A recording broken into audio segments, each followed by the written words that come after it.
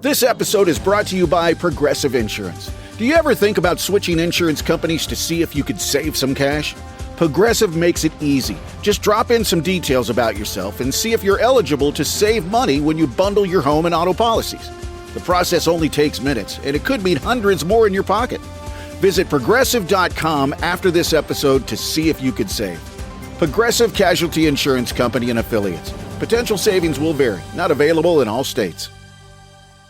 Shout out to Astapro for sponsoring this episode and providing us with free samples. Speaking of free samples, I am honestly so grateful because, as you know, this is allergy season in Texas. I think Texas is one of the worst places to live if you have allergies. I have this tree in my backyard. It is the cottonwood tree. I'm highly allergic to cottonwood, not only myself, but also Travis is, and I believe our children are. And Astapro has come in handy. It's a nasal spray, and it has made such a difference in my seasonal allergies. I feel like I can breathe, and it really helped relieve my symptoms quickly. Astapro is the first of its kind nasal allergy spray. It is the fastest 24-hour over-the-counter allergy spray. It starts working within 30 minutes, while other allergy sprays take an hour. And if you've had allergies, you know that every minute counts. Astapro delivers full prescription strength indoor and outdoor allergy relief from nasal congestion, runny and itchy nose, and sneezing. Get fast-acting nasal allergy symptom relief with Astapro. Go to astaproallergy.com for a discount so you can Astapro and go today. ASTEPRO allergy.com. Astapro and go. Use as directed for relief of nasal congestion, runny nose, sneezing, and itchy nose due to allergies. Hey, Weekly List of BS fans, we love sharing new podcasts that we find for you, and here is a new one. Sports are more than just a game for women who play, coach, and broadcast them. They're a way to change the perception of women and push society further towards acceptance and equality. From USA Today Sports comes Changing the Game, a new podcast about women who have changed the world of sports. Host Nancy Armour sits down with sports icons, legends, and trailblazers to talk about their careers and the impact they've had on and off the playing field. The conversations are personal and powerful and show a side you don't see on the court or the field. This week, they speak with Olympic gold medalist Laurie Hernandez about achieving her life's dream at just 16 as part of the Final Five gymnastics team at the Rio Games, and everything that came after. She's found that her voice is every bit as strong as she is, and she's not afraid to speak for herself and others. You're about to hear a preview of Changing the Game from USA Today Sports. As you're listening, be sure to subscribe to Changing the Game on Apple Podcasts, Spotify, or wherever you are listening right now. You got this. As Laurie Hernandez prepared to do her balance beam routine at the Rio Olympics, cameras captured her giving herself that short but powerful pep talk. And indeed, she seemed to have everything. Gold and silver medals from those 2016 games, the Mirror Ball trophy from Dancing with the Stars, fans all over the globe. But nobody's life is perfect. Laurie has recently opened up about emotional and verbal abuse from her former coach and the devastating effects it had, and still has, on her confidence and self-esteem. After she came forward, there was part of her that wanted to hide under a rock. But Laurie has realized that being seen and being heard matters. To her and to so many others out there. From USA Today, I'm Nancy Armour, and this is how Laurie Hernandez is changing the game.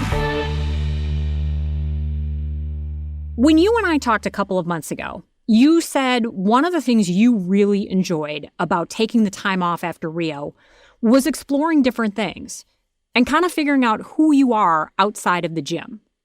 Which, when you're an elite athlete, especially at the young age that gymnasts are, you don't get a chance to do that. Why was that so important to you?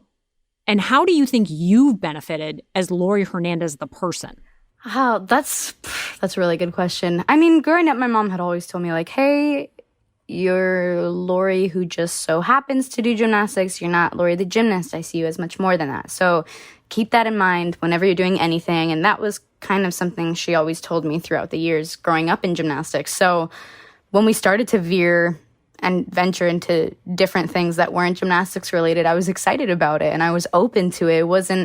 It didn't feel like my heart was breaking. It was more of just kind of like, oh, I also have these opportunities because of this. It was just like another step kind of wherever I was going to next. But I mean, it was really important for me to have that. I started homeschooling for gymnastics in 3rd grade, and I was training at a really high level for a very long time at a really young age. I did the sport before the comeback for 11 years. So that was a lot of time spent on one thing.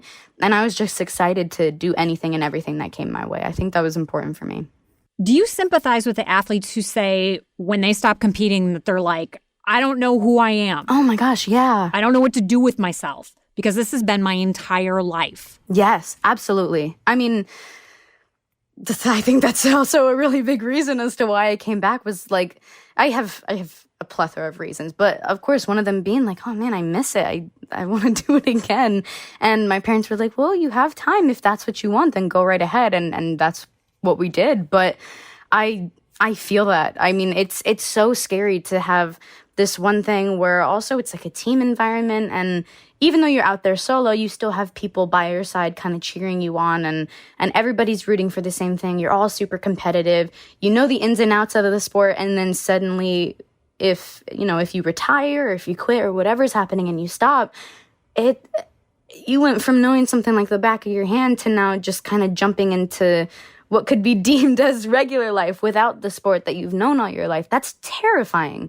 I mean, I was a little bit scared even, and I was just a teenager and I got to do a bunch of stuff, but to kind of leave that, it is definitely scary. And I think there's a lot of empathy and sympathy that goes for everybody who stops the sport. I know someone who's like family. She's a pro hockey player.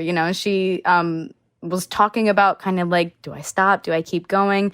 And one of the biggest fears was like, well, if I stop, then what happens? Like, what am I going to do? And that's a really big topic that I still think needs to be talked about, because it can be scary to stop something that you've known all your life. I think a lot of people can relate to that. No matter how old you are, what industry you're in, change is scary. You don't want to lose the comfort of what you know.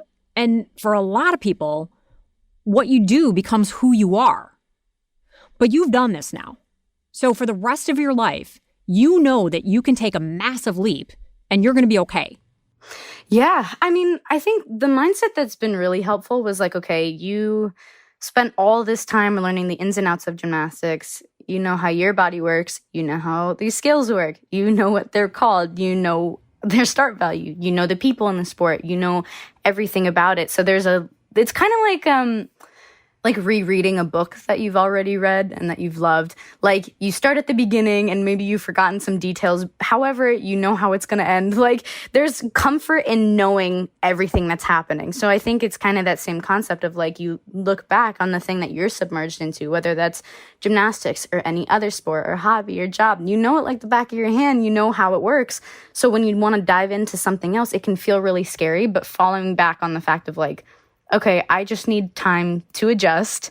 And if I can give myself time, if I have an open mindset, and if I can just be patient and be willing to make mistakes, then whatever new environment I'm thrown in, I'll be able to learn it just as I did with gymnastics, and I'll be able to find a family kind of everywhere.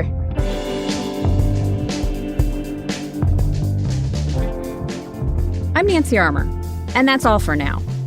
You can find the rest of this episode by searching for Changing the Game at Apple, Spotify, or wherever you get your podcasts. We'll also have all of the episodes at changingthegame.usatoday.com, as well as other content from the show. Let's talk about Changing the Game too.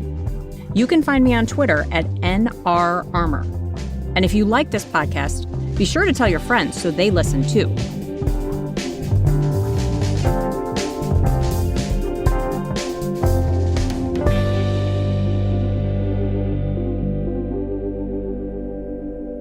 That was just a preview of Changing the Game from USA Today Sports. Be sure to subscribe to Changing the Game on Apple Podcasts, Spotify, or wherever you're listening right now.